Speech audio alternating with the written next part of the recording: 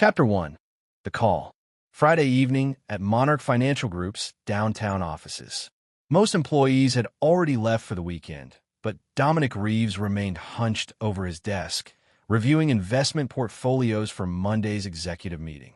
At 42, Dominic had built a reputation as one of the city's most brilliant investment strategists, calculated, meticulous, and relentless. The floor-to-ceiling windows of his corner office showcased the city lights emerging against the darkening sky. His phone vibrated against the mahogany desk. Unknown number. Dominic typically ignored such calls, but something, perhaps the late hour or some subconscious premonition, made him answer. "Mr. Reeves?" A woman's voice, formal and tense. "This is Special Agent Alvarez with the FBI. I need you to come to 1457 Lakeside Terrace, apartment 311. There's been an incident involving your wife." Dominic's mind raced through possibilities. Apartment 311. That was Stella's old place before they married 3 years ago. She'd kept it as a creative space for her photography. He'd thought nothing of it. Stella valued her independence, and Dominic respected her need for artistic freedom. "Is she hurt?" His voice remained even, betraying none of the adrenaline now coursing through him. "She's unharmed, but I can't share more over the phone. Please come immediately." 20 minutes later, Dominic pulled his Audi into the familiar parking lot of the Lakeside complex. Police cruisers and an unmarked FBI vehicle flanked the entrance. A uniformed officer escorted him upstairs. The apartment door stood ajar. Inside, chaos. Evidence markers scattered across the usually pristine space. Technicians photographed surfaces. And there, on the couch, sat Stella, his wife of 3 years, her wrists in handcuffs, tears streaming down her perfect face. More surprising were her parents, Theodore and Vivian Pierce, standing in the corner. They rarely visited from Connecticut, claiming the cross-country flight was too taxing. Yet here they were, looking devastated. Vivian rushed toward him, clutching his arm with bony fingers. "Dominic, dear, thank God you're here." Stella swears it wasn't her fault. Before he could respond, Stella's eyes locked with his. "Dom, please don't let him see the bedroom." Her voice cracked with desperation. Special Agent Alvarez, a stern-faced woman with sharp eyes, approached. "Mr. Reeves, your wife called her parents before we arrived. We're still trying to understand the situation." Something cold settled in Dominic's chest. He moved toward the bedroom, ignoring Stella's pleas. "Sir, we haven't finished processing." An officer tried to block his path, but Dominic pushed past. The bedroom door offered slight resistance. He forced it open. Blood everywhere, splattered across the white bed sheets, the cream carpet, the abstract artwork Stella had created during their honeymoon in Santorini. And sprawled across the bed, a man's body, late 30s, athletic build, a neat bullet hole in his forehead. But it wasn't the corpse that froze Dominic in place. It was the photos plastered across the walls, hundreds of them.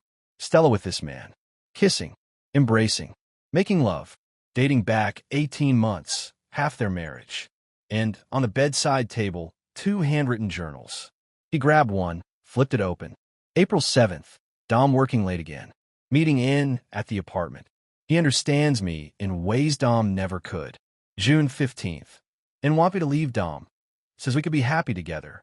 But the prenup Dom made me sign would leave me with nothing. August 30th. Discussed options within. Dom's life insurance policy would solve everything. No prenup restriction if he dies. Dominic felt nothing. No rage. No heartbreak. Just a cold, crystalline clarity. He'd spent his life analyzing risks and returns. Now he was calculating something different, the precise cost of betrayal. "Mr. Reeves." Agent Alvarez stood in the doorway. "The deceased is Noah Blackwell, a photography client of your wife's. We need to ask you some questions." "Of course." His voice sounded distant to his own ears. "But first, I'd like to understand why my wife is in handcuffs while her lover lies dead in her secret apartment. The weapon registered to your name was found in her possession. His custom Sig Sauer, a gift from his father, usually locked in the safe at their home." "I had nothing to do with this," Stella sobbed from the living room. "Someone is framing me. Noah and I were just friends. These photos, the journals, they must be faked. Dominic turned to face her, their eyes meeting across the blood-spattered room. In that moment, something shifted in him. The man who had walked into this apartment, the man who had believed in the sanctity of their marriage, died. What remained was something harder, colder, something unforgiving. Chapter 2. The Unraveling. The next 48 hours passed in a blur of police interviews, lawyer consultations, and shocked phone calls from friends and family. Dominic moved through it all with mechanical precision, revealing nothing of his inner thoughts. Stella was released on bail, paid by her parents, pending further investigation. The prosecution's case seemed strong. Dominic's gun, her fingerprints, their secret apartment, a documented affair, an apparent murder conspiracy. But without concrete evidence of premeditation, they couldn't yet charge her with first-degree murder. While Stella retreated to her parents' hotel, claiming she feared for her safety, Dominic returned alone to their sprawling hillside home. The 5,000-square-foot modern masterpiece they designed together now felt like a mausoleum for their marriage. In his home office, he methodically spread out everything he'd learned. Noah Blackwell, 36, commercial photographer with a studio downtown, first met Stella when she took his advanced photography workshop 2 years ago.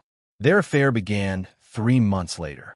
Dominic's phone rang. Preston Walsh, his oldest friend from their Stanford days, and now the criminal defense attorney Dominic had retained. The FBI searched Blackwell's apartment today, Preston said without preamble. They found evidence suggesting he was blackmailing several wealthy married women he'd seduced. Dominic's mind churned through implications. Was Stella one of them? No records involving her. Just the journals at the crime scene, which the FBI finds suspicious. Too convenient. What's their working theory? That Stella killed him in a lover's quarrel, or to prevent exposure of the affair? But they're also looking at you, Dom. Me? Dominic's voice remained cool. Husband discovers wife's infidelity, uses his own gun to frame her for killing the lover. It's not unheard of. I was at the office with 20 witnesses. They're checking the traffic cameras, security footage. Just watch yourself. After hanging up, Dominic opened his laptop and began digging. His college minor in computer science was finally proving useful. Financial records, deleted emails, phone records. He needed everything. But he'd have to be careful. Detectable hacking would only intensify suspicion against him. 3 hours into his investigation, he found something. For days before the murder, Stella had withdrawn $75,000 from her personal account, money from her photography business that wasn't part of their shared finances. The next day, Noah Blackwell had deposited $70,000 into his account. Dominic sat back, pieces aligning in his mind. Blackmail didn't fit. This was something else. His doorbell rang at 11:47 p.m. Through the security monitor, he recognized Lily Montero, Stella's best friend since their college days at UCLA. Lily had never liked Dominic, viewing him as too controlling for free-spirited Stella. He opened the door. "It's late, Lily." She pushed past him, eyes red from crying or drinking, probably both. "Is it true? The affair? The murder? Why are you asking me? Stella's the one with handcuffs and a dead lover." Lily slapped him hard across the face. "You bastard. You never deserved her." Dominic didn't react to the sting. "You knew about Blackwell." Not a question. Her reaction confirmed it. "She loved him," Lily whispered. "Really loved him. Not like with you. Then why stay married to me?" Lily laughed bitterly. "Your prenup would have left her with nothing. And she needed your connections for her career. So she plotted to kill me instead?" Dominic's tone remained conversational, as if discussing market trends. Lily's eyes widened. "What? No. Stella would never. The journals say otherwise. Unless they're fabricated, as she claims." Lily looked away, her silence damning. "How long have you known about the affair?" "From the beginning," she admitted. 15 months ago, after your trip to Tokyo, when you left her alone for 2 weeks. A business trip he'd invited Stella to join. She declined, claiming a gallery installation deadline. "Did you know they were planning to kill me?" "God, no. I would have stopped that." Lily's horror seemed genuine. Noah had a darker side Stella didn't see at first. Possessive, manipulative. He kept pushing her to leave you, got angry when she wouldn't. Dominic studied her. So, you're suggesting Noah planned my murder without Stella's knowledge? I don't know. Lily's shoulders slumped. 2 weeks ago, Stella called me crying. Said Noah was pressuring her about something terrible. She was scared but wouldn't tell me details. Dominic walked to his bar, poured 2 fingers of scotch. Why come tell me this? Because despite everything, I don't believe Stella killed anyone. Lily's voice strengthened. And if she didn't, someone else did. Someone who knew about the affair, who had access to your gun, who wanted to frame her. You think I orchestrated this? Dominic sipped his scotch, unruffled. I think you're capable of almost anything. Lily grabbed her purse. Just know I'll be watching you. After she left, Dominic returned to his computer. He had more digging to do. By dawn, he discovered 3 crucial pieces of information. First, Noah Blackwell had booked one-way tickets to Venezuela, a non-extradition country, for himself and a woman named Stella Pierce, her maiden name. Second, Blackwell had recently taken out a $2 million life insurance policy naming Saar as beneficiary. And third, most interestingly, 20 minutes before the estimated time of death, a call had been placed from Blackwell's phone to a number Dominic didn't recognize. He traced the number to Maxwell Reed, a former client of his investment firm who'd lost millions following Dominic's advice during the last market downturn. Reed had threatened Dominic afterward, blaming him personally for the losses. Dominic hadn't considered him significant, just another risk-taking investor who couldn't accept market realities. Now he wondered. The pieces were assembling into a picture far more complex than a simple affair. This wasn't just betrayal, it was conspiracy, and it extended beyond just Stella and her lover. Dominic closed his laptop. He needed to approach this like any other strategic problem. Identify all players, understand their motivations, analyze vulnerabilities, then exploit them, one by one. Chapter 3. The Players. Monday morning, Dominic walked into Monarch Financial Group immaculately dressed, not a hint of his personal turmoil visible. His assistant, Vanessa, offered sympathetic eyes, but knew better than to mention the scandal now spreading through financial circles. Your 9:30 with the Pete Ursons is canceled, she informed him. But Mr. Harrington insisted on keeping your lunch appointment. Lawrence Harrington, CEO of Monarch and Dominic's mentor for 15 years. The lunch would be uncomfortable but necessary. Dominic needed to maintain the appearance of normalcy while he worked on his broader strategy. Any messages from Stella? He asked. She called twice this morning. I told her you were unavailable. Keep doing that. Throughout the morning, Dominic functioned on autopilot while his mind worked the angles of his predicament. By 11 a.m., he'd received a text from Preston. Evidence inventory from crime scene released. Recovered bullet doesn't match your SIG's barrel rifling. FBI bringing in ballistics expert. Interesting. So his gun hadn't fired the fatal shot, despite being found at the scene. Another piece of the puzzle. At noon, Dominic met Lawrence at Vespero, their usual spot for business lunches. Lawrence, silver-haired, patrician, and politically connected, had already ordered their usual scotch. Dominic. Lawrence's handshake was firm. I've instructed HR to provide whatever support you need during this situation. I appreciate that. The board is concerned about client perception.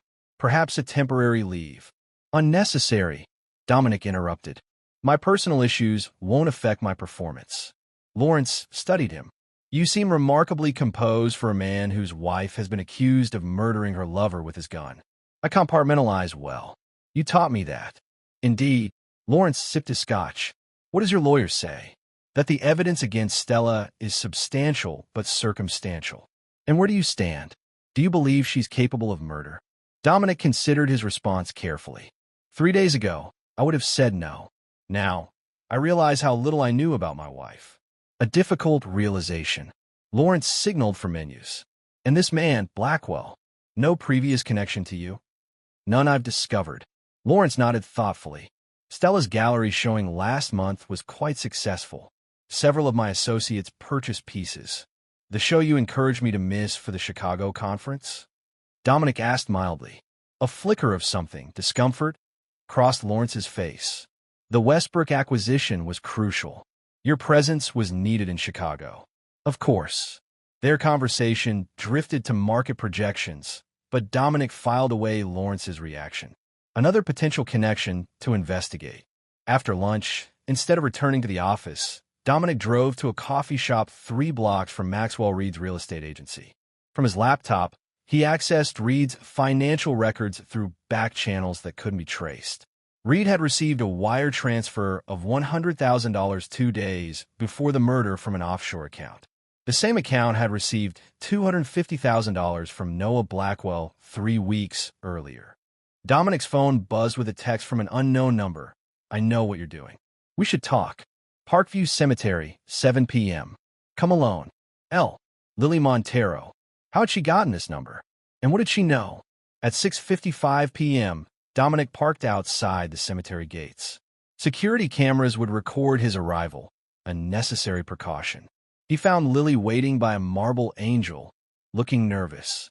"Thanks for coming," she said, her earlier hostility replaced by something more complicated. "I've been doing some digging myself." "Why would you investigate your best friend's case?" "Because things aren't adding up." She handed him a flash drive. Stella's email password has been the same for years. "These are messages between her and Noah from the past month. And you're giving them to me because somebody set Stella up, and I think these might help find out who." Lily hugged herself against the evening chill. "I still don't trust you, but if you're being framed too, what changed your mind about my involvement?" "The gun." Lily met his eyes. "Noah was killed with a .22 caliber bullet. Your Sig Sauer is 9 millimeters. It was planted there to implicate both of you." Dominic had suspected as much from Preston's text, but confirmation was valuable. "These emails, anything specific I should look for? Pay attention to the ones from 3 weeks ago." Noah was terrified of someone. A client he'd photographed for years who discovered something sensitive. A name. He never specified, but whoever it was had serious leverage over him. Lily glanced around nervously. "I should go. If Stella knew I was giving you these." "She'd what?" Dominic pressed. "She'd say I was betraying her." Lily looked pained. "Maybe I am, but somebody murdered Noah and framed my best friend. If you can find out who, despite whatever she did to you, that's all that matters now." As Lily walked away, Dominic called after her. "Why did she keep the apartment secret from me?" Lily paused. At first, it was just her private space. It became their place. "Noah convinced her you were monitoring her, that you didn't trust her artistic career." "Was I? Weren't you?" "The calls checking her whereabouts? The questions about her clients?" Lily shook her head. "Noah exploited your controlling tendencies to isolate her." Classic manipulation. After Lily left, Dominic sat in his car reviewing the emails. Most were passionate exchanges between lovers, but the tone shifted dramatically 3 weeks before the murder. Noah became paranoid, warning Stella they were being watched. References to H, who had evidence that could destroy everything. One message from Noah, dated 4 days before his death. "He's given me no choice, Stella. I have to do what he asks, or everything comes out. The money you transferred won't be enough. I'm sorry for what happens next." The final email, sent just hours before the murder. "It's done. The pieces are in place. By tomorrow night, we'll be free. Don't come to the apartment until I call. Once it's over, we'll have everything we wanted." Dominic closed the laptop, mind racing. The picture was becoming clearer. A framed job orchestrated by someone with power, money, and a grudge against him. Someone who had discovered Noah's affair with Stella and used it to manipulate them both. Someone who had arranged for Dominic's gun to be stolen and planted at the murder scene. Someone who knew them all well enough to exploit their weaknesses. Dominic started his car, a cold determination settling over him. He wasn't just a victim in this scenario. He was being hunted by someone who thought they were smarter than him. They'd miscalculated badly. Chapter 4. The Architect. Dominic spent the next 3 days building his case like a master chess player, positioning pieces across the board. The flash drive from Lily contained more than just emails. Noah had kept meticulous records of his blackmail victims, including photos, meetings, and payments. But nothing directly implicated Stella in a murder plot against Dominic. On Thursday morning, Dominic received a call from Agent Alvarez. "Mr. Reeves, We've made some progress in the investigation. Could you come to the field office this afternoon? 3 hours later, he sat across from Alvarez in a sterile interview room. Ballistics confirms the bullet that killed Blackwell wasn't fired from your Sig Sauer, she stated, watching him carefully. Additionally, we've uncovered evidence suggesting your wife may have been coerced into her relationship with the victim. Coerced. Dominic maintained a neutral expression. Alvarez pushed a folder across the table. We found these in a storage unit registered to Blackwell. Inside were photos of Stella, clearly taken without her knowledge, dating back to before their affair began. Hundreds of surveillance images showing her daily routines, her meetings, her private moments. Classic stalking behavior. We believe Blackwell targeted your wife specifically, Alvarez continued. He had files on several wealthy married women. We're still determining whether his interest in your wife was financial or if there was another motivation. Has Stella seen these? Yes. She claimed she had no idea he was surveilling her before they met. Dominic studied the timeline of photos. This predates their photography class. Yes, which suggests the class wasn't a coincidental meeting. Dominic nodded thoughtfully. Have you checked Blackwell's past? Previous relationships? He has a sealed juvenile record in Montana. We're working on getting it opened. Alvarez leaned forward. Mr. Reeves, given this new evidence, we're exploring alternative scenarios. One possibility is that someone with a grudge against either you, your wife, or Blackwell orchestrated this situation. And my gun, reported missing from your safe 3 weeks ago by your housekeeper, Marina Santos. You were traveling in Singapore. Dominic had no memory of such a report. Marina had worked for them for 2 years, thoroughly vetted, impeccable references. Another person to investigate. We're releasing your wife from bail restrictions, Alvarez added. But the investigation remains open. After leaving the FBI office, Dominic drove directly to the Westbridge Hotel where Stella and her parents were staying. He needed to assess her directly, to look into her eyes without the shock of discovery clouding his judgment. Theodore Pierce answered the door, his weathered face hostile. She doesn't want to see you. It's not optional. Dominic stepped past him. Stella sat by the window, gazing out at the city skyline. She'd lost weight, her designer clothes hanging loosely on her frame. When she turned, her eyes widened in surprise, then narrowed with wariness. Everyone out, Dominic commanded. I need to speak with my wife alone. Absolutely not, Vivian protested. It's okay, Mom. Stella's voice was stronger than expected. Give us 15 minutes. After her parents reluctantly left, an uncomfortable silence filled the room. The FBI showed me the surveillance photos, Dominic finally said. Blackwell was stalking you before you ever met. Stella nodded slowly. I had no idea until they showed me. It's terrifying to think about. Did you love him? The directness of the question startled her. I thought I did. Now I don't know what was real and what was manipulation. The journals they found. The murder conspiracy. Was that manipulation too? I never wrote those. Tears filled her eyes. I never planned to hurt you, Dominic. I betrayed our marriage, yes. I was weak and confused and flattered by his attention.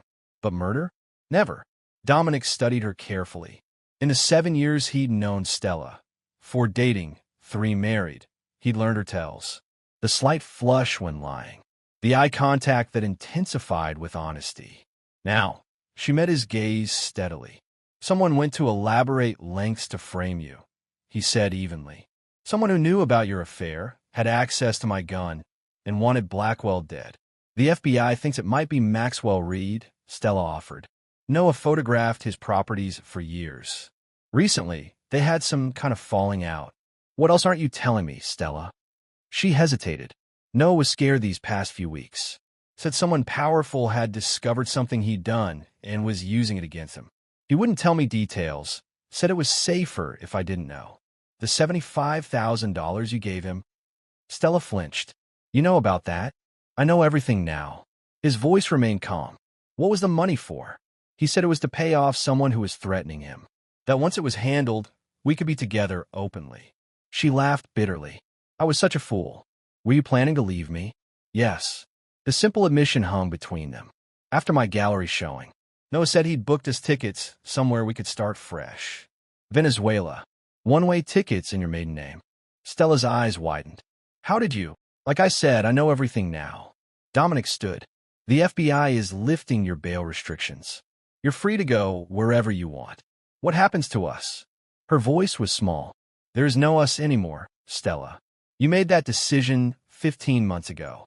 Dominic, please. I know I don't deserve forgiveness, but you're right. You don't. He moved toward the door. But someone tried to destroy both of us. I intend to find out who. And then what? Something in his expression made her shiver. Dominic smiled coldly. Then I'll do what I've always done. Calculate the appropriate return on investment.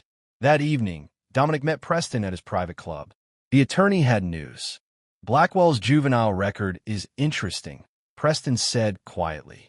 At 16, he was arrested for stalking and assaulting his high school photography teacher, a married woman who rejected his advances.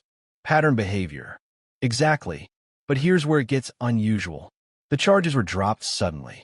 The teacher and her husband moved out of state. And the judge who dismissed the case? Lawrence Harrington's brother. Dominic absorbed this, pieces clicking into place. Harrington never mentioned knowing Blackwell. There's more. I had my investigator dig into Blackwell's client list. 4 years ago, he did a private photo session for the Harrington family compound in Montana. Guest lists indicate your wife was there too, some charity event. Before I met her, Dominic considered the implications. Harrington encouraged Stella's photography career from the beginning. Introduced her to gallery owners, collectors. You think he knew about the affair? I think he orchestrated it. Dominic's mind raced through connections. Harrington lost millions in the Eastland venture last year, a deal I advised against. He blamed me when the board sided with my analysis. That's a long way from murder conspiracy. Is it? Blackwell had leverage over Harrington from their past connection. Harrington turns it around, uses Blackwell to seduce my wife, then eliminates Blackwell and frames Stella. The perfect revenge. I lose everything while looking like the victim. Preston looked skeptical. That's elaborate even for Harrington. He didn't work alone. Maxwell Reed, my former client. Marina, our housekeeper who supposedly reported my gun missing. They're connected somehow. What's your next move? Dominic checked his watch. I have a dinner appointment. An hour later, he sat across from Vanessa, his assistant, at an intimate restaurant in the Arts District. I appreciate the invitation, she said cautiously, but given everything happening, I need information only you can provide, Dominic interrupted. You've managed my calendar for 5 years. You've seen everyone who's come through my office, every call, every meeting. What exactly are you asking? Harrington, how often did he inquire about my travel schedule? My absences from the city? Vanessa considered. Often, especially this past year. He always wanted to know when you'd be gone overnight. And Stella? Did she ever call when I was traveling? A few times, usually to confirm your return date. Vanessa hesitated. There's something else. Last month, I overheard Harrington on the phone in the conference room. He mentioned your name and said, the Reeves problem will be resolved permanently by month's end. I thought he meant reassigning some of your clients. Did you tell anyone? Who would I tell? He's the CEO. Dominic nodded. One more question. The Chicago conference 3 weeks ago, the one Harrington insisted I attend, was my name on the original attendee list? No. Bradley Williams was scheduled to go. Harrington changed it personally. Another piece. During that conference, Dominic's gun had disappeared. Thank you, Vanessa. This conversation never happened. Of course. She studied him. Whatever you're planning, be careful. Harrington didn't get where he is by being careless. Neither did I. The next day, Dominic began the careful work of building his trap. He contacted Marina Santos, arranging to meet her at a cafe near her apartment. The Salvadoran woman arrived looking nervous, her English deteriorating as her anxiety increased. Mr. Reeves, I swear I report the gun missing. I fill out paper at police station. I believe you, Marina. Dominic's tone was reassuring. I just need to understand who asked you to check the safe that day. Marina's eyes darted around the cafe. It was Mrs. Reeves. She called, say she need jewelry from safe for photo shoot. When I open, I see gun gone. Did Stella come to the house that day? No. She say she too busy. Asked me to check. And you're certain it was Stella on the phone? Marina hesitated. It sounded like her. But phone connection not good. Dominic slid an envelope across the table. Your brother in El Salvador. He's having visa problems, correct? Marina's eyes widened. How you know this? I have connections in immigration. This contains contact information for an attorney who can help. No charge. All I ask is that you think carefully about that phone call. That night, Marina called him, voice trembling. I remember something. When she called me, she asked about security code for house. Mrs. Reeves never forget code. And she called me Maria 2 times. Mrs. Reeves always get my name right. Thank you, Marina. My offer of help stands regardless. The final piece came from an unexpected source. Lily texted him. Found audio recordings on Noah's cloud backup. Meeting at cemetery, same place, 8 p.m. This time, Lily wasn't alone. A thin, anxious man in his 50s stood beside her. This is Terrence Palmer, Lily introduced him. Noah's former business partner. Noah kept recordings of his blackmail victims, Palmer explained. Insurance, he called it.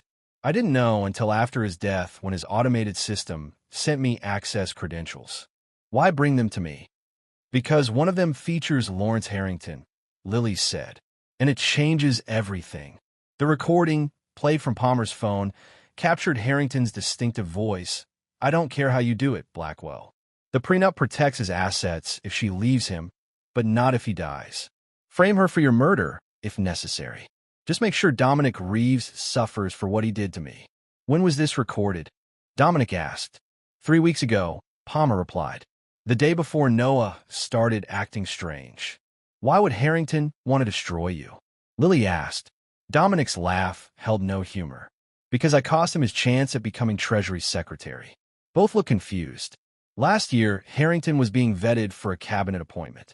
As compliance officer, I discovered he'd been investing government pension funds in private ventures that benefited his family. I reported it to the board. The nomination quietly disappeared. So, this was revenge? Lily looked horrified. Calculated destruction, Dominic corrected. Harrington couldn't touch me professionally without exposing himself. But personally, if my wife murdered her lover with my gun, then killed herself from guilt, my reputation would be destroyed. The perfect symmetry. What are you going to do? Palmer asked. Go to the FBI? Eventually, Dominic pocketed the recording. But first, I need to verify a few things. What he didn't say was that the legal system provided insufficient punishment for what Harrington had done. The man had tried to destroy not just Dominic's marriage, but his entire life. Justice required more than prison time. It required complete ruination. Chapter 5, The Trap. The following Tuesday, Dominic requested a private meeting with Lawrence Harrington. The CEO welcomed him into his opulent corner office with practiced warmth that didn't reach his eyes. Dominic, good to see you back in form. How are things progressing with the investigation? Interesting developments. Dominic accepted the offered scotch. It appears Blackwell was stalking Stella long before their affair began. The FBI believes he targeted her specifically. How disturbing. Harrington settled behind his desk. And Stella? How is she handling the revelation? She's processing it. We're communicating again, trying to understand what happened. A flicker of concern crossed Harrington's face. You're considering reconciliation? I'm considering all options. Dominic sipped his scotch. The FBI mentioned Blackwell had connections in Montana. Your family compound is there, isn't it? Harrington's hand tightened slightly on his glass. Many people have Montana connections, Dominic. What exactly are you implying? Nothing at all. Just an observation. Dominic set down his glass. I'm taking a brief leave of absence. Stella and I are going to our lake house for the weekend. Time to talk without distractions. Is that wise? Given the circumstances? Probably not. But 20 years of investment strategy has taught me one thing. Calculated risks often yield the highest returns. Dominic left Harrington's office, certain the trap was baited. The CEO wouldn't allow a reconciliation that might unravel his carefully orchestrated plan. That evening, Dominic met Maxwell Reed at his real estate office after hours. An unexpected visit that clearly unsettled the balding, heavy-set man. Dominic Reeves. Reed's smile was strained. What brings you here? Clarity. Dominic remained standing. I know about the $100,000 Harrington paid you. I know you helped frame my wife for Blackwell's murder. Reed's face drained of color. That's absurd. I haven't spoken to Harrington in years. Phone records indicate otherwise. 17 calls in the past month. Dominic stepped closer. Here's what's going to happen. You're going to tell me exactly how you were involved, or the FBI receives evidence of your participation in conspiracy to commit murder. Reed collapsed into his chair. It wasn't supposed to be murder, he whispered. Just scandal. Enough to ruin you publicly. Explain. Harrington approached me 3 months ago. Said you destroyed his career and he wanted revenge. He'd already been working Blackwell, using dirt from Montana to force him to seduce your wife. Reed wiped sweat from his brow. My job was to handle the gun, get it from your house during the Chicago trip, and deliver it to Blackwell. And the money? Payment for my part. I never knew Harrington planned to kill Blackwell. I swear. Dominic studied him dispassionately. Who pulled the trigger? I don't know. Harrington has a security consultant, former military guy named Vickers. Does his dirty work. Write it all down. Every detail. And then what? Witness protection? Harrington will kill me if he finds out I talked. That's not my concern. Dominic's voice was cold. You helped orchestrate the destruction of my marriage. Consider your statement the only thing keeping you alive right now. An hour later, with Reed's signed confession in his possession, Dominic called Preston. I need a bug sweep on my lake house. Tonight. You think it's compromised? I know it is. Harrington's been one step ahead the entire time. The following morning, Preston's security team confirmed Dominic's suspicions. The lake house contained 7 listening devices and 3 hidden cameras, all recently installed. Professional job, the security expert noted. Military-grade equipment. Leave them functional, Dominic instructed, but install our own system that can override them when necessary. By Thursday, Dominic had all pieces in position. He called Stella. We need to talk privately. The lake house, tomorrow evening. Why there? Her voice betrayed her nervousness. Because it's the only place I'm certain isn't being monitored by the FBI. Are you sure this is a good idea? No, but it's necessary. There are things you need to know about Blackwell and Harrington. A pause. Harrington? What does he have to do with this? Everything. Be there at 7. Come alone. Dominic ended the call, knowing Harrington's surveillance would have captured every word. The CEO wouldn't be able to resist the opportunity to clean up loose ends, both Dominic and Stella in an isolated location, discussing his involvement. That night, Dominic met Agent Alvarez at a diner off the highway, well away from potential observation. This better be worth my time, Mr. Reeves. She slid into the booth across from him. Lawrence Harrington orchestrated Noah Blackwell's murder to frame my wife and destroy me. Dominic placed a flash drive on the table. This contains Blackwell's blackmail recordings, including Harrington explicitly ordering my destruction, plus a signed confession from Maxwell Reed detailing his role in stealing my gun. Alvarez's expression remained professional, but her eyes sharpened with interest. Why bring this to me privately instead of through official channels? Because Harrington is well-connected. Evidence has a way of disappearing when billions are at stake. And what do you want in return for this cooperation? Surveillance. I've arranged to meet Stella at our lake house tomorrow evening. I've let Harrington believe we're reconciling and that she's sharing information about his involvement. You're using your wife as bait. Alvarez looked disturbed. No, I'm using myself. Dominic met her gaze steadily.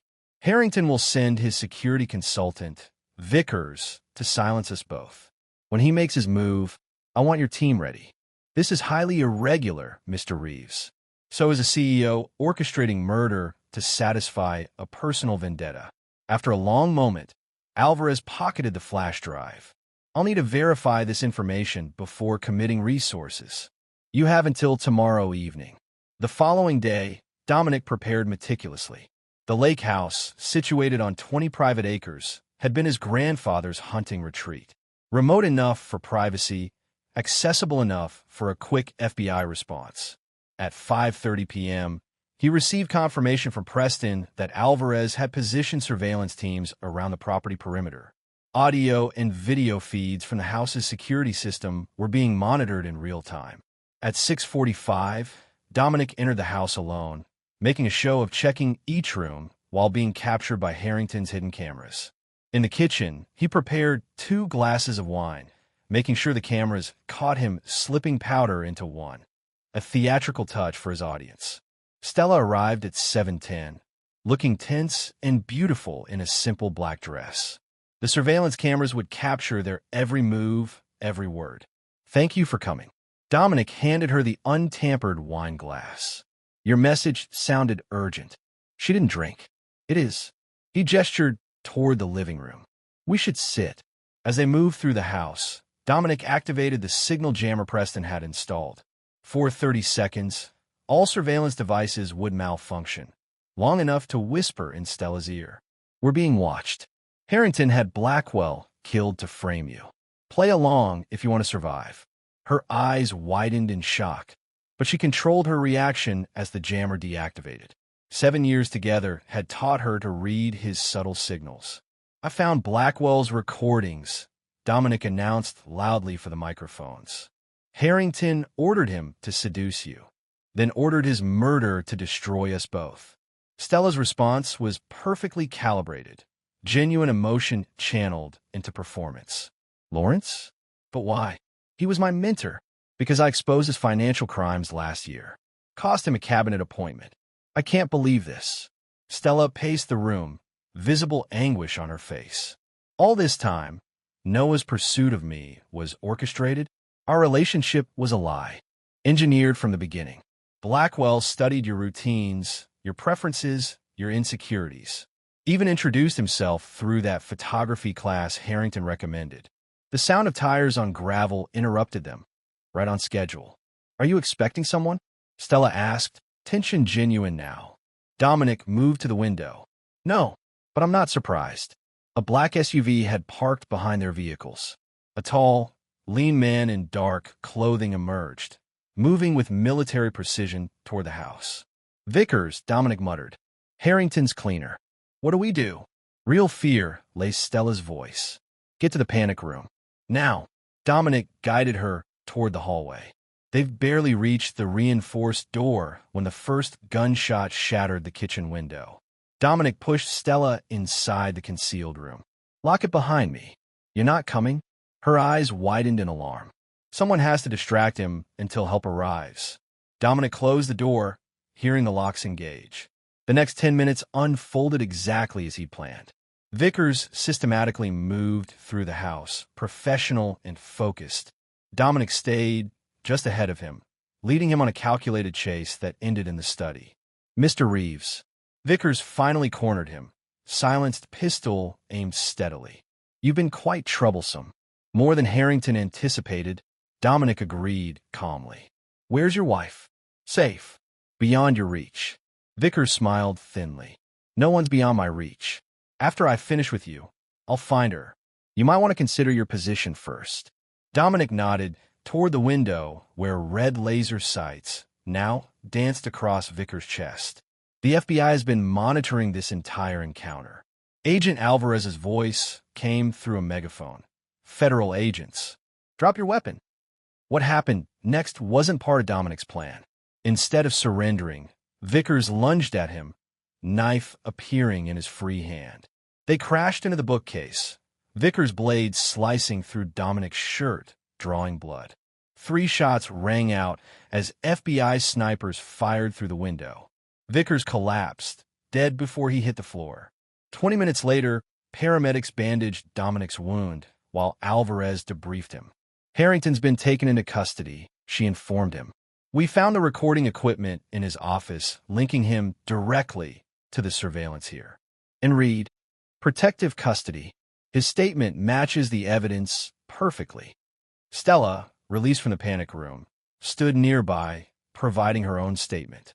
Her eyes kept returning to Dominic, emotions impossible to read. "What happens now?" Dominic asked Alvarez. "Harrington faces conspiracy charges, among others. Your wife has been officially cleared of any involvement in Blackwell's murder." "And us?" Stella had moved closer. Dominic looked at her, This woman he'd loved, who had betrayed him so completely. In her eyes, he saw remorse, gratitude, perhaps even rekindled feeling. "There is no us," he said quietly. "The divorce papers will be delivered on Monday." Chapter 6. The Execution. Dominic's structured, precise approach to revenge continued over the following weeks. While the FBI built their case against Harrington, he methodically dismantled everything the CEO had built over his lifetime. First came the financial destruction. Using his detailed knowledge of Harrington's investment portfolio, information he'd gathered during years as the man's advisor, Dominic exploited weaknesses the authorities would never find. Anonymous tips to the SEC about overlooked offshore accounts. Carefully timed market moves that devalued Harrington's primary holdings. A whisper campaign among key investors suggesting deeper problems than the public charges. Within 2 weeks, Harrington's $3 billion net worth had been reduced by 70%. The board forced him to resign to distance the firm from the scandal. His carefully cultivated political connections evaporated overnight. At the same time, Dominic addressed his personal situation with the same calculated efficiency. The divorce proceedings moved quickly, the prenuptial agreement providing clear terms. Stella, cleared of criminal charges but destroyed by public scandal, offered no resistance to his terms. 3 weeks after the Lake House confrontation, Dominic received an unexpected visitor at his office. Theodore Pierce, Stella's father, looked every bit his 70 years as he settled heavily into the chair across from Dominic's desk. "I won't take much of your time," the older man began. "I came to apologize for our family's part in this mess." "Your family?" Dominic raised an eyebrow. "I wasn't aware you were involved in Harrington's conspiracy." "Not directly, no." Theodore sighed. "But we pushed Stella into this marriage knowing she wasn't ready. Her mother and I, we saw your success, your stability. After Stella's troubles in college, we thought someone like you could keep her grounded." "Troubles?" Theodore looked surprised. "She never told you?" "The breakdown after her first serious relationship ended? The time in the private hospital?" She presented quite a different history. Dominic's mind filled in missing pieces of the puzzle. Vivian insisted we keep it quiet. Stella's gap year traveling in Europe was actually 6 months in a psychiatric facility. Her therapist warned us she might seek out destructive relationships after recovering. "Like Blackwell." Theodore nodded sadly. "When we saw those surveillance photos, it made sense. He targeted her vulnerabilities, the same ones we exploited in encouraging your relationship." "Are you suggesting our marriage was built on manipulation as well?" Dominic's voice remained cool. "No, she did love you, in her way, but she was never the person you thought you married." Theodore stood to leave. "We're taking her back to Connecticut next week. She needs care again." After Theodore left, Dominic sat motionless, processing this new information. It didn't change what had happened, but it added dimension to the picture, another layer of manipulation and deceit. His phone buzzed with a message from Preston. Harrington denied bail again. Trial date set for March. The legal system was working, but Dominic wasn't finished. Justice would come through the courts, but vengeance required a personal touch.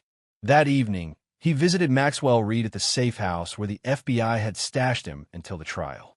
The guards, recognizing Dominic as a cooperative witness, allowed him 15 minutes. Reed looked terrible, unshaven, eyes bloodshot, hands trembling. "Why are you here?" "To gloat. To deliver a message." Dominic sat across from him. "You helped destroy my marriage. Participated in framing my wife for murder. For that, the courts will decide your punishment." "I've cooperated fully." Reed protested. The prosecutor promised leniency. "I'm not talking about legal consequences." Dominic's voice lowered. 3 days ago, I acquired controlling interest in Meridian Properties." Reed's face paled. "My biggest client. All your clients, actually. I've spent the past week purchasing the holding companies that own every property in your management portfolio." "You can't." "I already have. Effective immediately, your firm is blacklisted from all real estate dealings in this state. Every contract canceled. Every commission forfeited. You'll destroy me." Reed's voice cracked. "Yes." Dominic stood. "Your testimony will help convict Harrington. For that, You keep your freedom, but you'll never work in real estate again. You'll never rebuild your wealth. You'll spend the rest of your life knowing you sacrificed everything for $100,000. Reed lunged across the table, desperate rage replacing fear. Dominic sidestepped easily, watching dispassionately as guards restrained a man. Your choice led to this outcome, Dominic said calmly. Remember that during the lonely years ahead. A week later, Dominic attended the court hearing where Lawrence Harrington, denied bail for a third time, appeared in an orange jumpsuit, his aristocratic bearing diminished by prison conditions. His once silver hair had dulled, and deep lines etched his face. After the hearing, Dominic waited by the secure exit where defendants were transported back to detention. As Harrington emerged between two marshals, he spotted Dominic. "You." Hatred burned in the older man's eyes. "Come to witness your handiwork. I learned from Master." Dominic stepped closer, voice low enough that only Harrington could hear. "Your legal troubles are just beginning." "Threatening me now, Dominic?" How uncharacteristically sloppy. Not a threat, a promise. Dominic smiled coldly. "While you've been occupied with murder charges, I've been systematically documenting every financial crime you've committed over the past decade. Offshore accounts, tax evasion, money laundering through your Montana property." Harrington's expression flickered. "Bluffing. The evidence has already been delivered to federal prosecutors, anonymously, of course. I expect new charges by month's end. You think this destroys me?"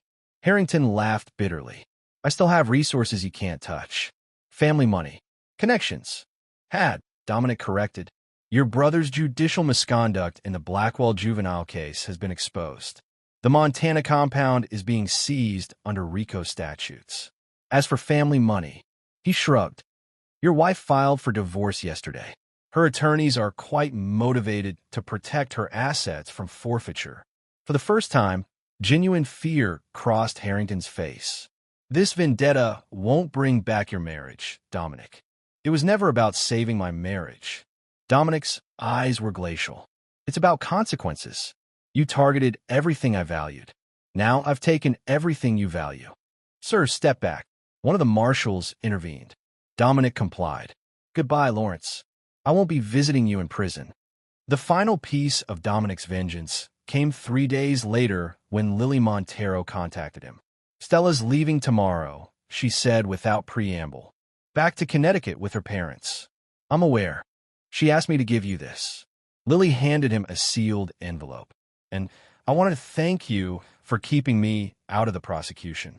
The FBI says I won't be charged with obstruction for hiding Noah's recordings initially. You helped expose the truth. That was sufficient." Lily studied him. "You know, for someone who just destroyed everyone who wronged him, you seem remarkably calm. Revenge isn't about emotion. It's about precision. That's what makes you terrifying, Dominic." Lily shook her head. "You didn't just want them punished. You wanted them erased." After she left, Dominic opened Stella's letter. Inside was a handwritten note and a small key. "Dominic, there's a storage unit at West Side Facility, number 247. The key enclosed provides access. Inside, you'll find everything I couldn't tell you in person, my medical records, journals from before we met, the truth about my past. I won't ask forgiveness. What I did was unforgivable. But perhaps understanding might help you move forward without carrying this darkness. You were never the monster in this story. Don't become one now that it's ending. S." Dominic placed the key and letter in his desk drawer without expression. There would be time later to decide whether knowing Stella's truth served any purpose. For now, his focus remained on the final stages of Lawrence Harrington's destruction. That evening, he received confirmation that federal prosecutors had filed new charges against Harrington, 37 counts of financial crimes spanning a decade. The man would spend the rest of his life in prison, his name synonymous with corruption and murder. Dominic poured himself a scotch and gazed out over the city lights. The revenge he'd orchestrated had been comprehensive and meticulous. Everyone who had participated in the conspiracy had been punished according to their level of involvement. Yet he felt no satisfaction, no sense of closure. The cold calculation that had driven him these past weeks remained, a crystallized version of himself stripped of illusions and weaknesses. His phone chimed with a message from Preston.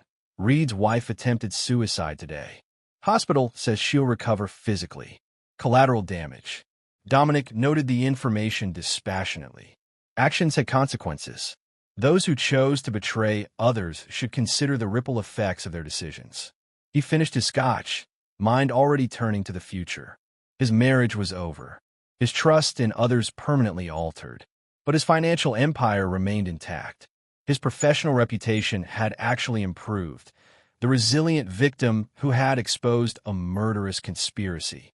Dominic Reeves had entered this crucible as a successful man with a seemingly perfect life, only to discover it had been built on deception. He emerged as something harder, colder, more dangerous. Not a victim seeking justice. A force delivering retribution. Chapter 7. The Reckoning. 6 months passed. Spring yielded to summer, bringing heat that shimmered across the city skyline. Dominic observed the changing seasons from his new penthouse with detached interest. Like everything in his life now, his living space had been redesigned for efficiency and security rather than comfort or aesthetics. The Harrington trial had concluded with a predictable outcome. Guilty on all counts, sentenced to life without parole. The financial charges were still pending, but irrelevant now. Lawrence Harrington would die in prison, his legacy destroyed, his name a cautionary tale in business schools. Maxwell Reed had received a lighter sentence, 10 years with possibility of parole, in exchange for his testimony. His wife had recovered from her suicide attempt but filed for divorce. Their home had been foreclosed. Their adult children refused contact with their father. Vickers, the security consultant who had tried to kill Dominic and Stella, remained the only loose end, his military background and connections still largely mysterious. Dominic had hired private investigators to uncover everything about the man, learning he had worked for Harrington on multiple special projects over the years. How many other lives had been destroyed at Harrington's direction? The question lingered, unanswered.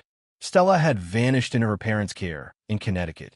The divorce had been finalized without her presence, her signature provided by power of attorney. Dominic had never visited the storage unit she'd identified. Whatever truths lay inside remained locked away, both physically and emotionally.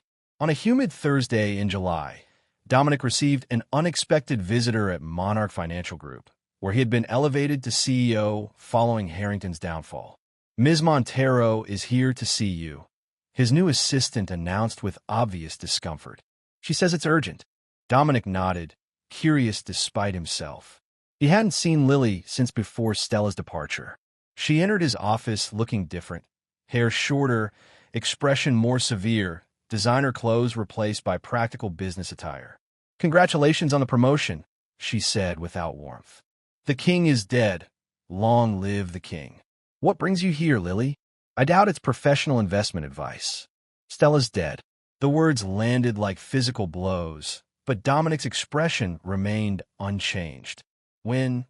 "Tuesday night. Overdose." Lily placed a small envelope on his desk. "She left this for you. Asked me to deliver it if anything happened to her."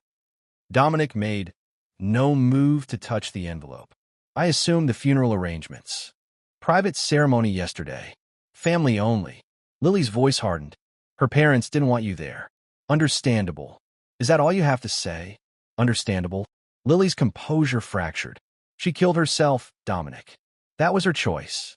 "Her choice." Lily laughed incredulously. "You destroyed her. After everything Harrington did to manipulate her, after she was cleared of involvement, you still threw her away like garbage. She betrayed our marriage for 15 months. Planned to abandon me. Those were her choices long before Harrington's conspiracy was revealed. You never even tried to understand why." Lily gestured to the envelope. "Did you ever visit that storage unit? Read her medical history? Learn about her borderline personality disorder? The damage from her childhood that made her vulnerable to someone like Blackwell? Would it have changed anything? It might have given you compassion. Something beyond your precious calculation." Dominic finally reached for the envelope, turning it in his hands without opening it. Compassion wouldn't have changed what happened. No, but it might have changed what happened afterward. Lily moved toward the door. "You won." Harrington's in prison.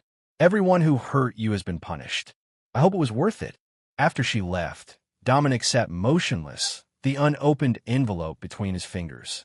Stella's death should have felt significant, the final chapter in their story. Instead, he felt only a distant acknowledgement, as if reading about a stranger's passing in the newspaper.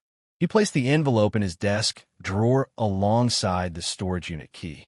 Perhaps someday he would want those answers. Not today. That evening, Dominic attended a fundraising gala for the governor's re-election campaign, one of many social obligations that came with his elevated position. As he navigated the crowd of politicians and business leaders, he spotted a familiar face, Jennifer Harrington, Lawrence's ex-wife. She approached him directly, champagne flute in hand. At 58, she remained striking, tall, elegant, with the same silver hair that had been her husband's signature feature. "Mr. Reeves, I've been hoping to speak with you." "Mrs. Harrington." He nodded politely. "Ms. Palmer now," she corrected. "I've reverted to my maiden name." "Of course. I wanted to thank you," she said, surprising him. "What Lawrence did was unconscionable. The detectives told me there were other victims before you, other lives he manipulated and destroyed when people crossed him. I'm aware." Dominic had uncovered 3 previous instances of elaborate revenge scenarios orchestrated by Harrington. None as complex as what he'd planned for Dominic, but each devastating to its target. "He was a monster long before you knew him," Jennifer continued. "I enabled him by looking away, making excuses. For that, I've paid my own price." Dominic studied her. "Is there something specific you want from me, Ms. Palmer?" "Information." Her eyes, the same steel gray as her ex-husband's, met his directly. "There are financial irregularities in the family foundation. Missing funds. Programs abandoned without explanation. I believe Lawrence was using the foundation to launder money, but proving it would help you salvage your family's legacy while ensuring he never benefits from hidden assets." Dominic finished her thought. "Yes, exactly. I'll have my team analyze the foundation records. If there's evidence of financial crimes, it will be found." "Thank you." Jennifer's relief was palpable. "I've spent 30 years married to a sociopath, Mr. Reeves. The damage spreads far beyond his intended victims." As she walked away, Dominic considered her words. The ripple effects of Harrington's actions, and by extension, his own response, continued to expand outward, touching lives seemingly distant from the original conflict. Later that night, in his silent penthouse, Dominic finally opened his desk drawer and removed Stella's 2 messages, the original letter with the storage unit key and the final envelope Lily had delivered. The storage unit could wait. He opened the second envelope first. "Dominic, if you're reading this, I couldn't find a way forward. I want you to know it wasn't your fault. What happened to us was built on a foundation of lies, some told by others, some told by me, some we told ourselves. I never planned to help murder you. That was Noah's desperation after Harrington threatened him. But I did betray you repeatedly without the excuse of coercion. I did love Noah, or believed I did. My illness makes it difficult to distinguish between genuine emotion and destructive impulse. You were right to end our marriage, right to refuse forgiveness. Some betrayals can't be undone. I'm leaving you the Santorini photographs, the real ones, not the stage versions that appear in galleries. They're the only honest art I created during our time together. Perhaps someday they'll remind you that not everything between us was false. Goodbye, Dominic. I hope you find peace in your new life. Stella." Dominic refolded the letter, expression unchanged. Then he took the storage unit key and placed both items in his pocket. The West Side storage facility was open 24 hours. At midnight, Dominic used the key to unlock unit number 247, a small 5x10 space containing 4 neatly labeled plastic containers and a flat portfolio case. The first container held medical records dating back to Stella's adolescence. Clinical terms documented her conditions: borderline personality disorder, cyclical depression, brief psychotic episodes triggered by emotional abandonment. Treatment histories from facilities in Connecticut, Switzerland, California. Medications, therapies, periods of stability followed by catastrophic relapses. The second container contained journals, dozens of them, spanning 20 years. Dominic opened one from the period when they'd first met. Stella's handwriting, increasingly frantic across the page. Meeting with Dom tonight. He represents everything that could stabilize me. Mom says he's perfect, successful, controlled, unlikely to trigger my abandonment issues. Dad already talking about him, as if he's the solution to their Stella problem. But when he looks at me, I feel seen in a way that terrifies me. What if he discovers who I really am beneath the carefully constructed exterior? The third container held photographs, not artistic compositions, but clinical documentation of self-harm incidents. Thin white scars Dominic had attributed to childhood accidents revealed as deliberate patterns carved during episodes of disassociation. The fourth container contained letters from previous relationships. Men and women who had briefly occupied the central role in Stella's emotional life before being discarded or pushing her away. A pattern repeated with devastating consistency. Finally, the portfolio case. Inside, the Santorini photographs she'd mentioned, raw, unedited images capturing moments of genuine connection during their honeymoon. Dominic's unguarded smile. Stella's eyes reflecting something real, something beyond the illness that had shaped her life. Dawn was breaking when Dominic finally returned to his penthouse. For the first time since discovering Stella's betrayal, he felt something crack in the cold calculation that had governed his response. Not forgiveness, never that, but perhaps something adjacent to understanding. Stella had been broken long before meeting him. Her betrayal, while real, had been influenced by factors beyond simple infidelity. Harrington had exploited those vulnerabilities with surgical precision, using Blackwell as his instrument. In the clear morning light, Dominic faced an uncomfortable truth. In his pursuit of perfect vengeance, he had become a mirror image of Lawrence Harrington. Calculated, merciless, defined by retribution rather than creation. The realization changed nothing about the past, but cast the future in a different light. The question was whether that future would be shaped by the same cold efficiency that had executed his revenge, or whether something else might emerge from the wreckage of everything he'd lost. Dominic closed the storage container of Stella's journals, a decision forming. He would complete what he'd started with Harrington, help Jennifer Palmer expose the foundation fraud, ensure no hidden assets remained. He would maintain his professional trajectory at Monarch, rebuilding the firm's reputation after Harrington's disgrace. But the personal vendettas were finished. Maxwell Reed, already destroyed financially and imprisoned, required no further attention. Stella was beyond any earthly accounting. The other peripheral players, Marina Santos, Terrence Palmer, even Lily Montero, had been sufficiently addressed in the broader resolution. It was time to close this chapter definitively, not with forgiveness. Dominic Reeves did not forgive betrayal, but with a cold acknowledgement that revenge, even perfectly executed, provided no lasting satisfaction. The true victory would be moving forward without allowing the experience to define him. Harrington had sought to destroy Dominic completely. The surest defeat of that aim was not just survival, but evolution. He reached for his phone and dialed Preston's number. "I need you to handle the remaining Harrington matters," he said without preamble. The foundation fraud investigation for Jennifer Palmer. The civil suits from the other victims. All of it. "You're stepping back?" Preston sounded surprised. "I'm stepping forward. Different direction." After ending the call, Dominic poured himself a rare morning scotch and raised it in a silent toast to closed accounts and calculated returns. Some debts had been paid in full. Others would remain forever in arrears. Chapter 8. The Reconstruction. 1 year to the day after Noah Blackwell's murder, Dominic stood at the floor-to-ceiling windows of his Monarch Financial Group office, watching a late summer storm roll across the city skyline. At 43, he had consolidated his position as CEO, restructuring the firm with the same precision he'd applied to his revenge. The intercom buzzed. "Mr. Reeves, your 4 o'clock is here. Send her in."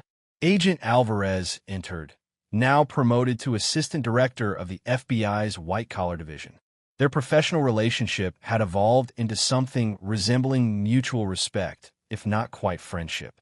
"Congratulations on the Westbrook acquisition," she said, declining his offer of refreshment.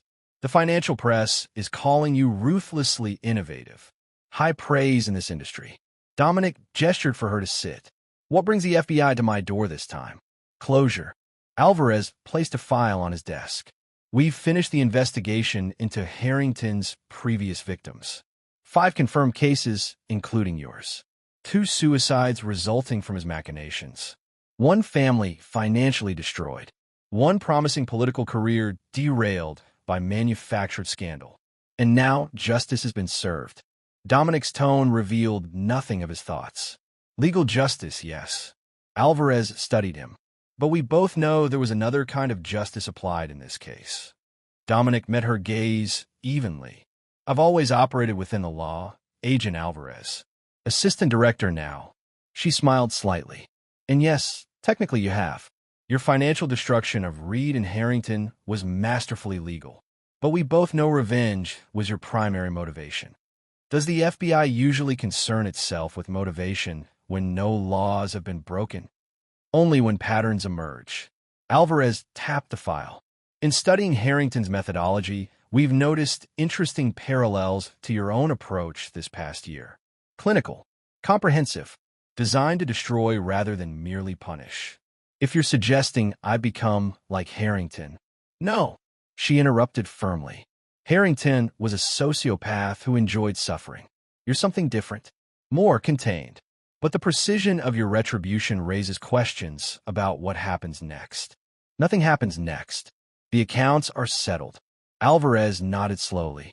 That's why I'm here, actually, to confirm those accounts are truly closed. No loose ends we should be concerned about. The implied question hung between them. Was Dominic truly finished with his vendetta, or had it become a template for handling future perceived wrongs? My interest in Harrington ended with his sentencing, Dominic stated flatly. My focus now is rebuilding this firm. I'm glad to hear it. Alvarez stood to leave. One more thing.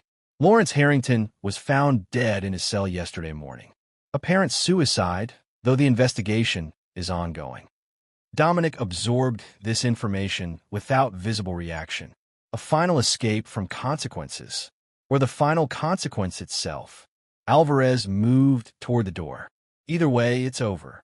After she left, Dominic returned to the window, processing this development. Harrington's death should have felt significant. The ultimate resolution to the conflict that had defined the past 18 months of his life. Instead, he felt only a distant acknowledgement of information received. His intercom buzzed again. Sir, Ms. Palmer is online too. She says it's important. Jennifer Palmer. Another loose in seeking resolution. Dominic. Her voice sounded strained when he answered. You've heard about Lawrence? Just now. My condolences despite everything. I'm not calling about that. It's about Cameron. Cameron Harrington, Lawrence's son from his first marriage. A 35-year-old venture capitalist who had publicly disavowed his father after the scandal broke. What about him? He's been making inquiries about you. Detailed ones. Personal habits. Security systems. Daily routines. Dominic's interest sharpened. You believe he blames me for his father's downfall. I know he does. Lawrence called him from prison last week. Their first communication in months. Jennifer hesitated. Cameron has his father's temperament, but not his subtlety. If he's planning something, I appreciate the warning.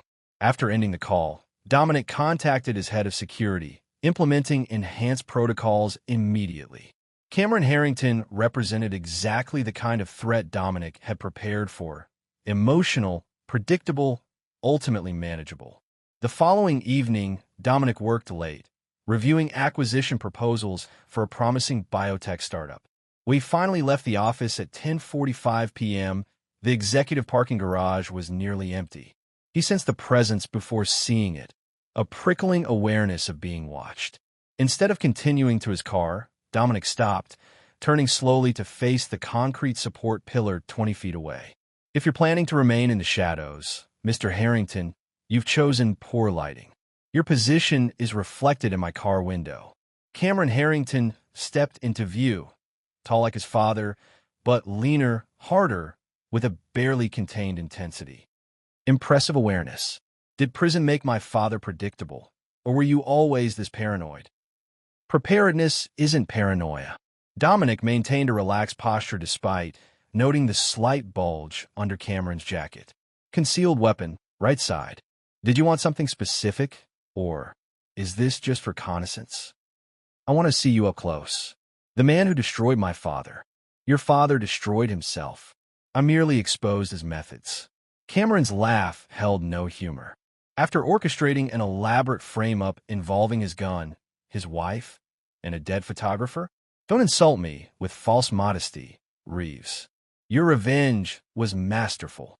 If you admired it, why are you here with a poorly concealed firearm? Cameron's hand twitched toward his jacket. Because blood demands blood. Family obligations transcend personal assessment. Before you continue this misguided vendetta, Dominic said evenly, you should know 3 things. First, security cameras are recording this encounter from multiple angles. Second, my head of security is monitoring this conversation in real time. And third, everything you've said so far constitutes evidence of premeditated intent. Cameron's expression wavered between rage and uncertainty. Your father spent decades building his empire before I exposed his crimes, Dominic continued. You've spent the past year distancing yourself from his disgrace, establishing independent credentials. All that progress disappears the moment you draw that weapon. He killed himself because of you. Cameron's voice cracked with genuine grief. No, he killed himself because he couldn't face the consequences of his actions. Dominic took a careful step forward. The same choice you're facing now. Continue his path of destruction or create something different. For a tense moment, Cameron's hand remained poised near his concealed weapon. Then, with visible effort, he relaxed his posture. This isn't finished, he muttered. It can be. Dominic held his gaze. Your father tried to destroy me and failed. Learn from his mistake. After Cameron departed, Dominic's security team emerged from concealed positions throughout the garage. They'd been monitoring the entire encounter, prepared to intervene if necessary. Should we alert the authorities, sir? His head of security asked. Not yet. Dominic considered the implications of Cameron's appearance. Increase surveillance on him for the next month. If he makes any suspicious moves, then we involve law enforcement. Later that night, in his penthouse, Dominic reviewed the security footage of his confrontation with Cameron. The young man's grief had been genuine, his rage authentic. But there had been something else in his eyes, a flicker of reluctance, perhaps even relief when Dominic provided him a rational escape from his emotional obligation. Cameron Harrington wasn't his father. The potential for violence existed, but so did the capacity for growth beyond family legacy. For the first time in nearly 2 years, Dominic recognized something in another person that connected to his own experience, the struggle between defined patterns and new possibilities. Cameron stood at a crossroads similar to Dominic's own. Continue a cycle of retribution or forge a different path. The next morning, Dominic made an unexpected decision. He contacted his investigative team, the same one that had helped dismantle Lawrence Harrington's hidden financial empire, and redirected their efforts. Instead of monitoring Cameron for threats, they would compile information on his venture capital projects, identifying those with legitimate potential. 3 days later, Dominic received a comprehensive analysis of Cameron's business portfolio. Most were standard tech investments, but one stood out, a medical technology startup developing advanced treatments for psychiatric disorders, focusing on borderline personality disorder and related conditions. The connection to Stella's condition couldn't be coincidental. Further investigation revealed Cameron had founded the company shortly after his father's arrest, using his portion of family funds not seized by authorities. Dominic arranged a meeting at a neutral location, a private room at the city's Museum of Modern Art. Cameron arrived, looking wary but curious. I assumed our next interaction would involve lawyers or police, he said, declining to shake Dominic's offered hand. That path remains available if you prefer it. Dominic gestured to the portfolio on the table between them. But I'm offering an alternative. What kind of alternative? A business proposition. Dominic opened the portfolio, revealing detailed analysis of Cameron's medical technology venture. Your psychiatric treatment research is innovative but underfunded. Monarch Financial Group has clients looking for exactly this kind of investment opportunity. Cameron's expression shifted from suspicion to confusion. You want to help fund my company? After everything that happened? I'm proposing a strictly professional relationship benefiting both parties. Your company gets necessary capital. My clients get investment in promising medical technology. Why? Cameron asked bluntly. What's your angle? Dominic considered his response carefully. Your company focuses on borderline personality disorder, the condition that affected my ex-wife. That research might help others with similar struggles. Understanding dawned in Cameron's eyes. This isn't about me or my father. It's about her. It's about creating something constructive from destruction. Dominic closed the portfolio. You have 48 hours to consider the offer. After that, it's withdrawn permanently. 2 days later, Cameron's attorneys contacted Dominic with conditional acceptance, beginning a careful negotiation process that ultimately resulted in a $10 million investment package structured to maintain Cameron's control while providing necessary growth capital. At the contract signing, Cameron finally asked the question that had clearly been bothering him. Is this your version of forgiveness? No. Dominic's response was immediate and definitive. I don't forgive your father's actions or your threats, but perpetuating the cycle serves no practical purpose. Practical? Cameron shook his head slightly. Always the calculation with you. Would you prefer emotional decisions ruling business matters? I'd prefer understanding what transformed you from the man who systematically destroyed everyone connected to my father's conspiracy into this. Cameron gestured vaguely. Someone investing in his enemy's son.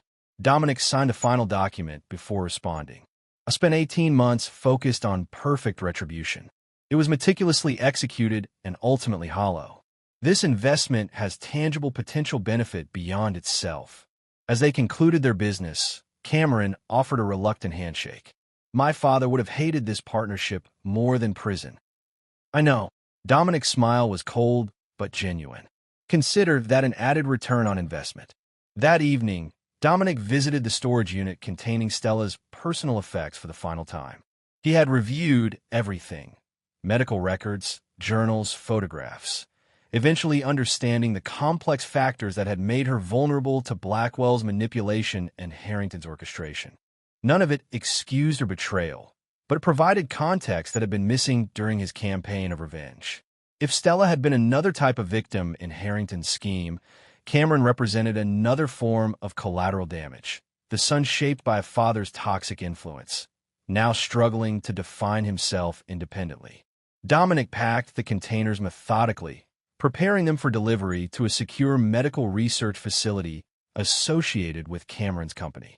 The journals and medical records might provide valuable insight for their treatment protocols. The photographs, both the clinical documentation of self-harm and the Santorini images, would remain private, destroyed rather than preserved. As he closed the storage unit for the final time, Dominic acknowledged that this chapter of his life was genuinely concluding, not with the fiery satisfaction of revenge completed, but with the cooler recognition that moving forward required releasing the past, not through forgiveness, but through deliberate disconnection. He had emerged from Lawrence Harrington's conspiracy not just intact, but evolved. The ruthless calculation that had executed his revenge now directed his business expansion.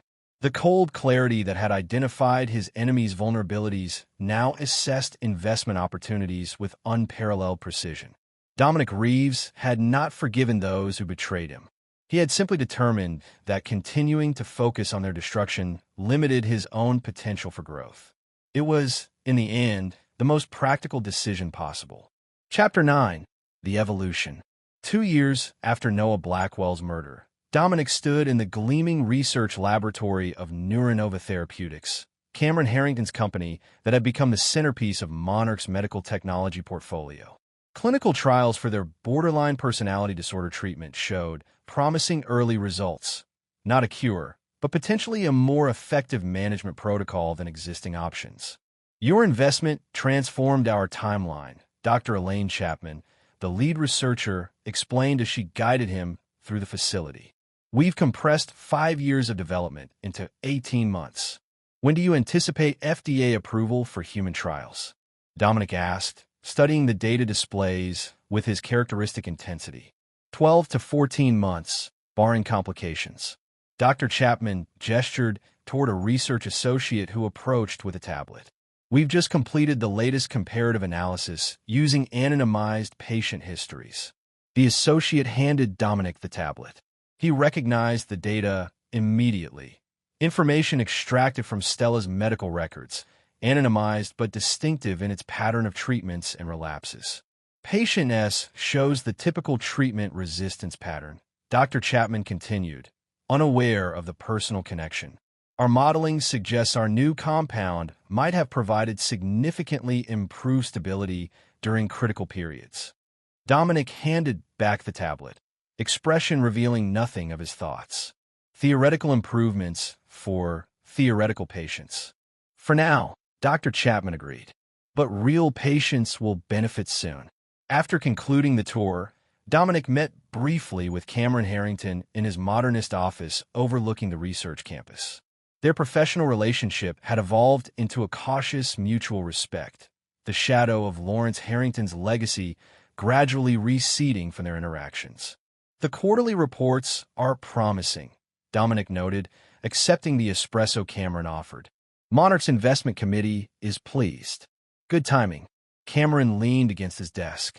Because we're considering expansion into trauma-specific treatments, PTSD applications, military contracts, eventually, initial focus on civilian applications. Cameron studied him carefully, including treatment protocols for survivors of psychological manipulation and coercive control. The reference to Stella's experience with Blackwell and, by extension, Dominic's own victimization by Harrington hung unspoken between them. Send the proposal to my office, Dominic said evenly. The committee will review it on standard timeline. I'd like your personal assessment first, Cameron pressed. Given your unique perspective on the subject matter. Dominic set down his espresso cup. My perspective is irrelevant. The science and market potential determine investment decisions. Bullshit. Cameron's bluntness echoed his father's directness without the malicious undertone. You initially invested because of your ex-wife's condition. This expansion relates directly to what Blackwell did to her. What my father did to both of you. And that connection automatically secures my support? No, but it warrants your honest engagement rather than corporate deflection. Dominic considered Cameron thoughtfully. In the past 2 years, the younger Harrington had shed much of his father's influence, developing his own leadership style, more transparent, less manipulative, but equally determined. I'll review it personally, Dominic finally conceded. But the investment decision remains with the committee. Cameron nodded, accepting the qualified victory. There's something else you should know. I've been contacted by a journalist researching a book about my father's crimes. Comprehensive coverage, including your countermeasures. Dominic's expression didn't change, but his attention sharpened. Publisher, Stanton Press. Serious investigative journalist, not tabloid exploitation. Cameron sipped his espresso. I've agreed to be interviewed. Your prerogative. She'll contact you next. Lily Montero provided your name. The mention of Lily, someone Dominic hadn't seen since Stella's funeral, was unexpected. Montero is involved? Contributing editor, apparently. Cameron studied Dominic's reaction. Will you participate? No. The answer came without hesitation. The legal record is comprehensive. My perspective adds nothing of value, except the human element. How it felt to discover your wife's betrayal. How you planned your response. What motivated each step of your retaliation. Emotions are irrelevant to historical accuracy. Cameron laughed without humor. That's exactly why your participation matters. Your clinical approach to revenge fascinated the journalist. She called it methodical devastation without emotional satisfaction. An interesting but inaccurate assessment. Is it? Cameron set down his cup. 2 years later, with my father dead, his conspirators imprisoned or ruined, your revenge complete. Are you satisfied, Dominic? Did destroying everyone involved fill whatever void their betrayal created? The question was presumptuous, intrusive. Yet something in Cameron's direct approach merited an equally direct response. Satisfaction implies an emotional component. Dominic maintained eye contact. I sought appropriate consequences for specific actions. Once achieved, I moved forward. Without looking back, without regret or triumph. Looking backward limits forward progress. Cameron shook his head slightly. You're either the most evolved human being I've ever met or the most dangerously compartmentalized. Those categories aren't mutually exclusive. The conversation shifted to business matters, but Cameron's questions lingered as Dominic left the research facility. The proposed book represented a potential reopening of a chapter he considered definitively closed. Not a threat precisely, but an unwelcome resurrection of events better left to history.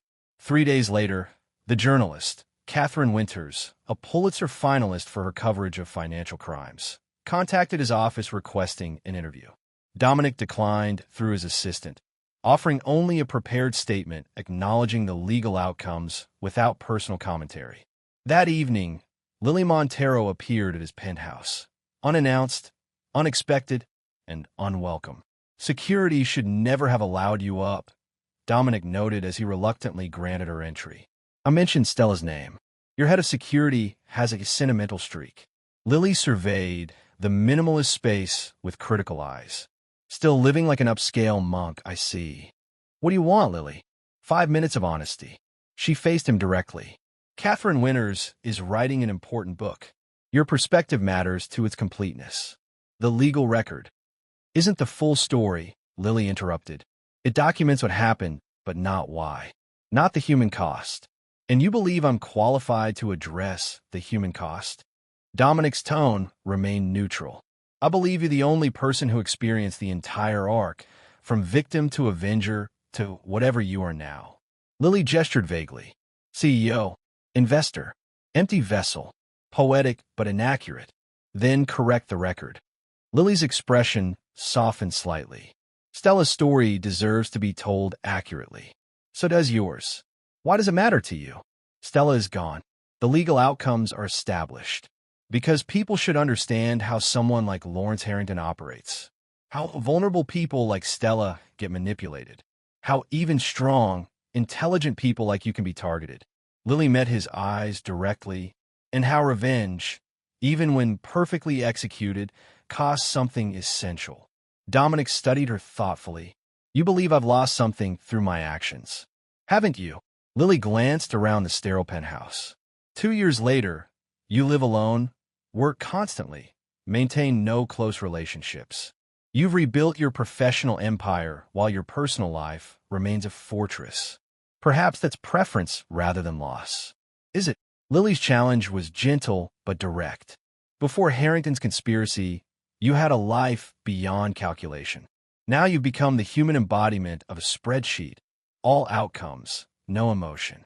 The assessment struck closer to truth than Dominic would acknowledge. The cold efficiency that had served his revenge had indeed become his defining characteristic, seeping beyond professional context into every aspect of his existence. One interview, Lily pressed. On your terms, with your boundaries. Then we never bother you again. Dominic considered the proposal with his typical methodical analysis. The book would be published regardless of his participation. His perspective might correct inaccuracies or misinterpretations. The cost seemed minimal for potential benefit. Send me the proposed question topics in advance, he finally conceded. 1 session, 2 hours maximum.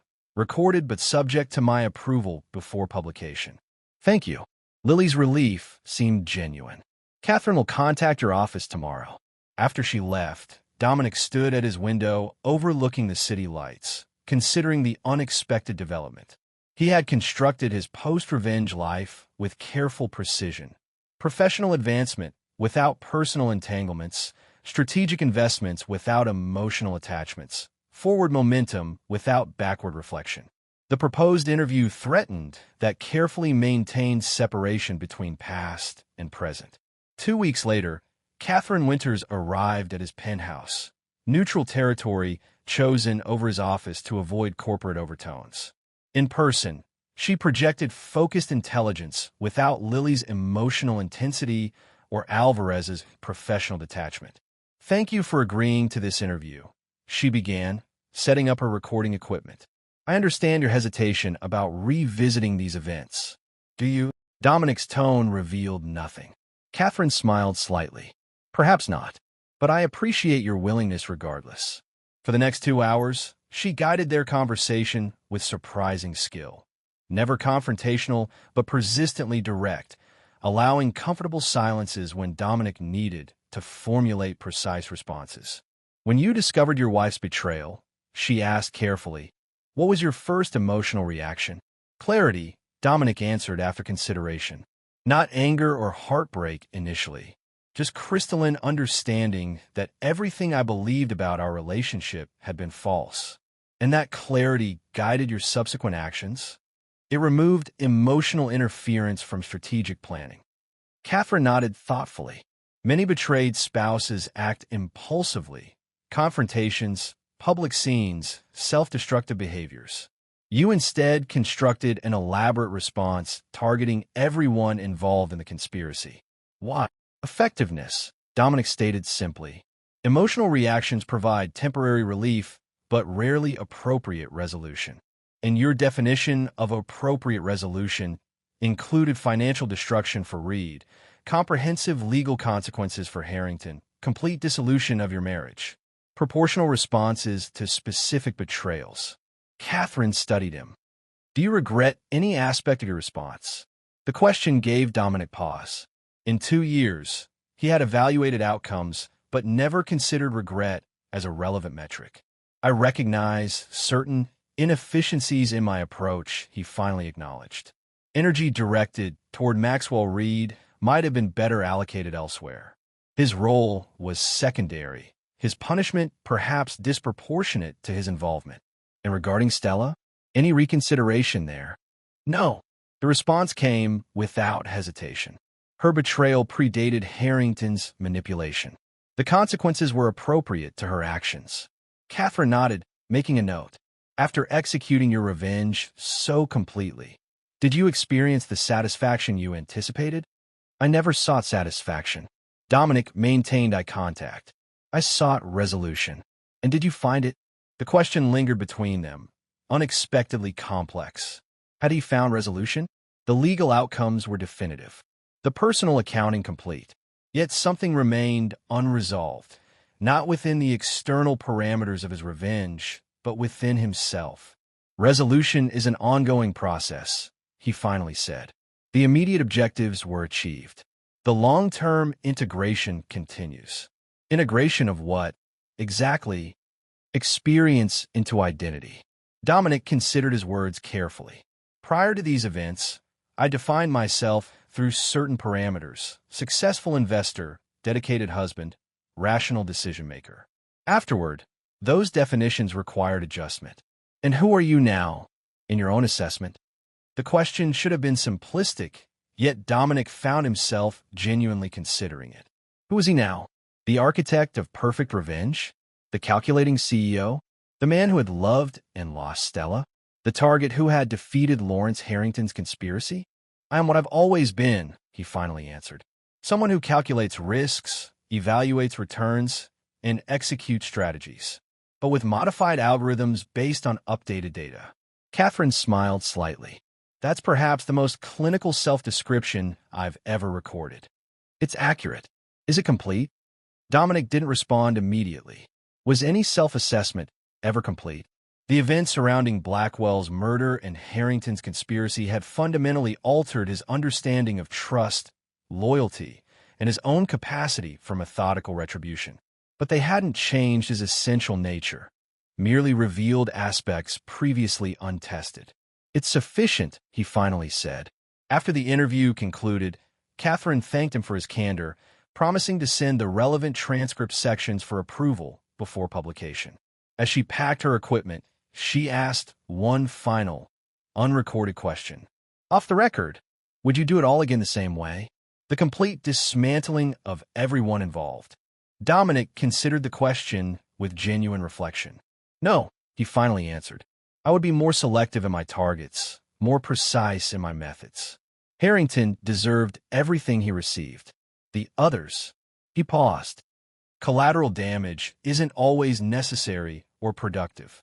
After Catherine left, Dominic remained in his living room, the conversation having stirred unexpected reflections. For the first time in years, he allowed himself to fully consider the arc of events from discovery to revenge to current reality.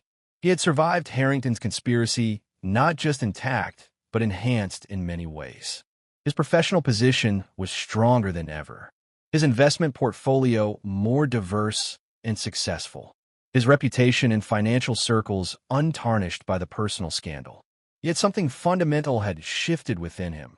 Not lost exactly, but transformed. The capacity for trust, for emotional connection, had been recalibrated to a narrower bandwidth. The potential for genuine partnership had been revised downward in his personal algorithm. Was this evolution or diminishment? Adaptation or damage? The question itself reflected a type of introspection he had largely abandoned since executing his revenge. 3 months later, Catherine's book was published to significant acclaim. The Harrington Conspiracy, Manipulation, Murder, and Methodical Revenge became an instant bestseller.